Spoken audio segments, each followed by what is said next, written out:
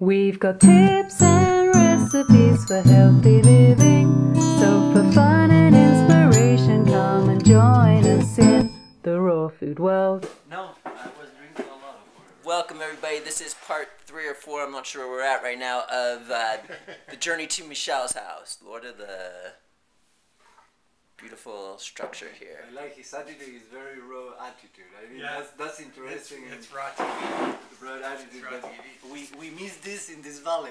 So are you going to join us?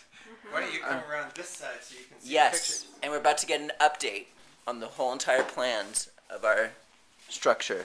Okay, so I guess first of all, this is just a concept sketch because we had the idea that There's a center. really the center of life is a solar pattern, and life energy all comes from the sun. So we wanted to create something that related to a very simple diagram. Yeah. And the other thing that you'll see in a minute is that we're in a floodplain on the land. So the existing ground profile is about like this. Yeah. And we're proposing to fill the land about 6 feet because we have a situation that in an extreme flood situation you might get a meter or maybe even a bit more of water in this part of the valley. And the river is here? The river is down here. It's I'll down there, show okay. you a site plan. Woo! So you want to look at this one, Matt? Sure. Okay. So the Vilcabamba Okay. River is here, and there's a road here that for sure is set above high water mark, Yeah. the historical high water. And because, you know, recently the big flood situation has actually caused the riverbank to change course. In fact, right in front of the land here, it's gone from this riverbed over to this side and cut through a farmer's field. So we're proposing to build a bench of land here adjacent to the road, so we want to fill up the ground and build the house foundations down to the secure gravel down below. Okay. And then part of what we'll do is we'll use... Just 1 meter, you mean? You are going to fill it up? No, we'll come up approximately 2 meters. 2 meters high. Yeah. For making flat, right? Yeah. And then as we saw in that other sketch, Right. the house will sit towards the backside, and then we use garden terraces to buffer the edge. So the concept here is to have the main house here is in the center. There's food preparation, everything to do with food and consumption of food on one side, and on the other side sleeping accommodation. Yeah. And then in between is Right. an open living area. Right, So right. it's open on both sides to the garden. Right. The idea of the courtyard is that this is But it's more open to a view here, right? Yeah. To a view, right. that's towards the river. There's no wall there, right? There's no wall on either side, but there's a wall here against where you would have the cars come in. So you actually go, and this wall is about a 3-meter high wall that has food production on the wall. So it's a green wall around the courtyard. On this side we have some guest accommodation, which is very similar. You'll see in a minute because I have another sketch that these are built of earth blocks, and these are fairly high towers that come up and they have flat roofs on the top, and we use the terraces for growing food and for living space and for solar energy. So it's about That's 2,500 open square feet on house. the garden. Yeah. Wow, that's huge. And then in these enclosed spaces, the ceiling is very high enough to put a loft structure along the backside.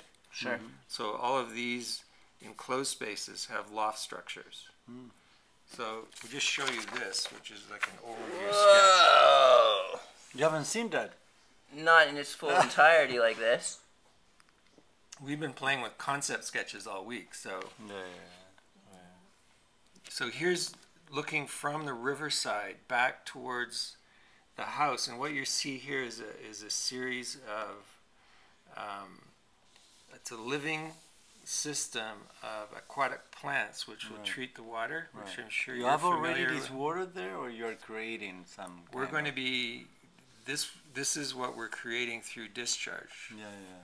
We're also, because we have to go down so far with the foundations, we want to create a large cistern underneath to capture water for, we had a meeting with a hydrologist.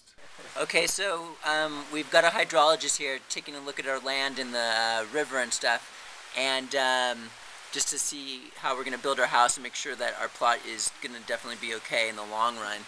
And we've got Anton here, and it seems from like the drawings that we have here that from a 100-year perspective or 50-year perspective, that it hasn't gone above a certain amount. It seems that, you know, long term we're going to be okay with our land.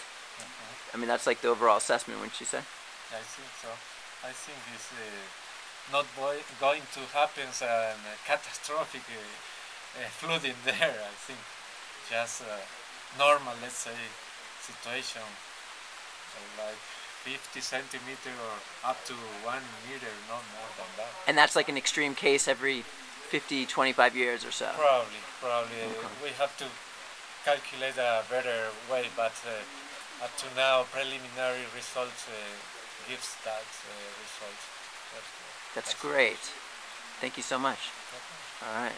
You're welcome. Are we happy? Sure. The man's got his numbers and he says it's all good. Is that great news, Irie? Yeah, that's good news, because we were concerned that the flood level might actually be more than that. In any case, we're going to set our floor level at about 2 meters, 5 or 6 feet, maybe a little bit more, and so there'll be a margin of safety above the most extreme event that we can expect. Nice. So I think we're on the right track with our design. Sweet. Loving it. Doing the research. If you have More to come. Some historical records of rain pattern in this area and discovered that there are periods of drought. So we want to provide for that. And foundation is, everything is in concrete here, no? Should The be, foundation, going very deep yes, down. the foundation from the ground surface down will be all reinforced concrete, and then we'll use either a tapia type of construction or adobe above with a reinforced concrete diaphragm on the top to hold it all together, bond beam. So this is the guest cottage over here. It's going to be used for growing food on that upper terrace, and then you can see that the lower barrel vault clay tile roof is down below. It's a balcony, I mean. Balcony up above with because you can do more food agriculture production. too, right? Yes, yeah. This is the main block that's used for food production and storage right here, and there's a place on top to sit out and look into the canopy of the trees in the mountains. Yeah. Because the idea of the whole property along the river is that we create a food forest and try and import as many different fruits and nut trees as we can and plant them on the land. Yeah. So we're not looking for open view corridors so much as we're looking for a house that is really buried in a forest of food. So along facing the river then, there's a very easy transition down, even though we've come up 2 meters or a bit above 6 feet. We're just stepping down very gradually to these growing beds for greens and vegetables, garden vegetables, and then having a very low slope down onto the existing ground, and then intensively planting that. So this is our concept so far, and every day that goes by we get some more great ideas and some more definition to the plan. So we're looking forward to look at particularly what you've done with food production here and the architecture. Thanks for joining us. We'll see you again at the raw food world.